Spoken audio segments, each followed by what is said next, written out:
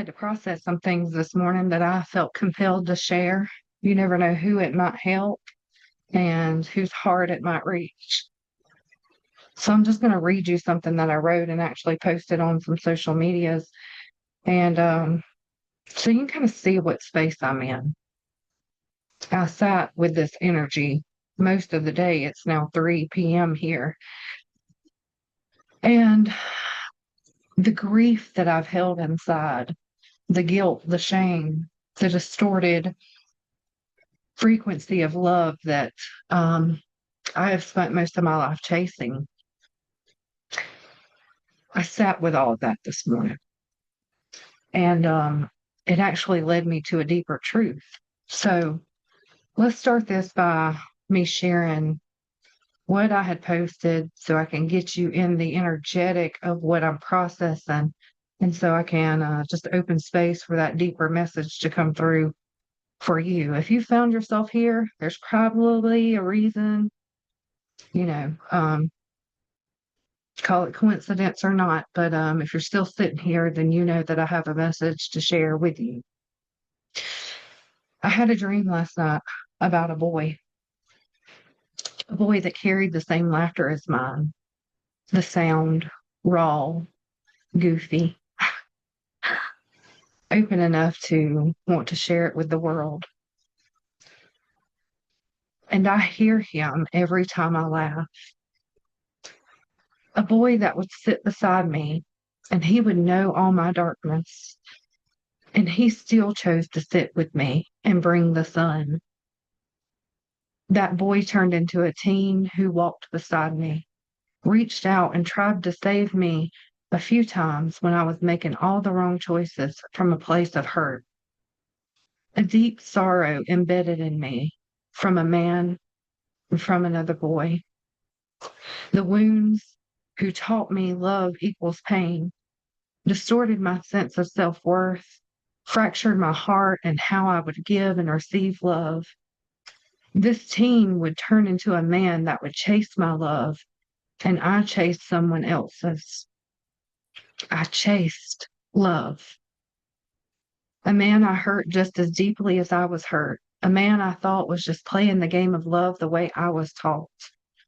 I was still living through the lens of the wound, the betrayal of my innocence. You loved me, not the broken girl, not the guarded girl, the real me. And I see that now. I loved him in the way I could, through distance. And I still love him through distance, through the veil of life and death. He passed away 2 years ago. 2 months before I heard the news, I seen him out and about, and I gave him my number because we hadn't seen each other in years. And there was so much hope in my heart for reconnecting, for what could be. We had tried several times throughout our life, and I kept running from the true essence of love. And he didn't call. He never did call. And I went back about a month before. I would say a couple of weeks, a month. And I was like, you never did call me. You didn't text, whatever. And that wasn't like him because he had always chased me. Isn't that ironic? And he said he lost it because I did write it on a little paper. And I said, I thought maybe I'd written the wrong number down because, who writes their number down on a sheet of paper nowadays? And he said he had lost it. So I gave it to him again. And we hugged and we laughed. And, he kept coming by. And then he was gone.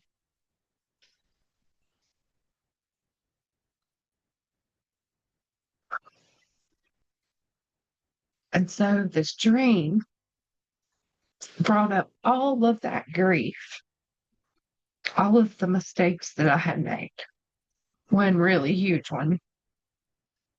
that hurt him deeply. And I know without a shadow of a doubt that it did. And so I spent that time breaking down that dream, as I like to do when I bring back dreams that are very vivid, because I know that there's a message, a story, or something within me that needs to be healed. And so I've sat with that for a larger part of the day. And it led me to a deeper truth and a deeper realization that I want you to listen for yourself. Maybe you're not here grieving the loss of someone and looking back on the mistakes that you made, but maybe you're here because how many times have you ran from joy, chased out positivity, chased love down, only to realize, or maybe you've yet to realize it, but I'm here to tell you that it's right there in front of your face all along.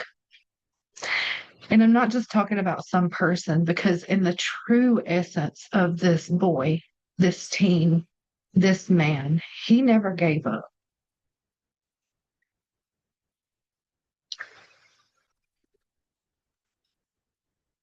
He knew what it was to love in a way that I could not grasp. And I'm not quite sure I'll ever fully grasp. But it was right there. And I took a step back from this lesson and this grief and the things that I'm processing this morning. And I'm like, a couple of things came through to me. Love itself is right here in front of me in so many different forms and fashions. Love is right here in front of me, and it's available for me to view, to feel, to touch, to taste, to embody. And then it went a little bit further than that. I was like, oh, oh my gosh. What else have I chased my whole life? I'm not just saying this just to make an impact or really, truly, honestly, in my most rawest truth. I have been chasing me my entire life, doing shadow work before I even knew what shadow work was, sitting with me, questioning me. What is going on with me? Why do I operate this way? Why do I feel this way? What is happening with me? What's my path and purpose? Where am I moving from here? It's been a long process. And as I was sitting with the embodiment of love of this boy, of this subconscious space within me that wants to open up and bring something to the conscious space, I realized I didn't have to chase me at all. I've always been right here. The truth of me has always been right here. And the love is the truth of who I am.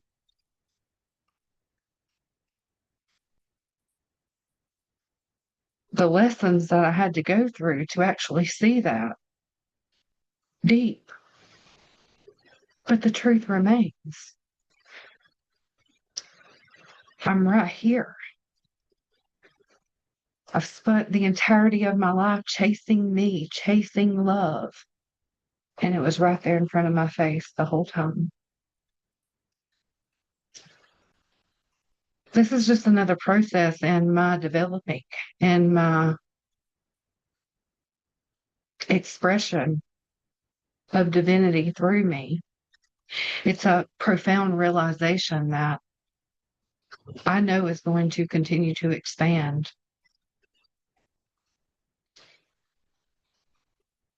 And there's a desire within me to experience that, to express through that love, to bring messages to myself through me, through God, through divinity to you. So you don't have to chase love. You are love. You always were. You are.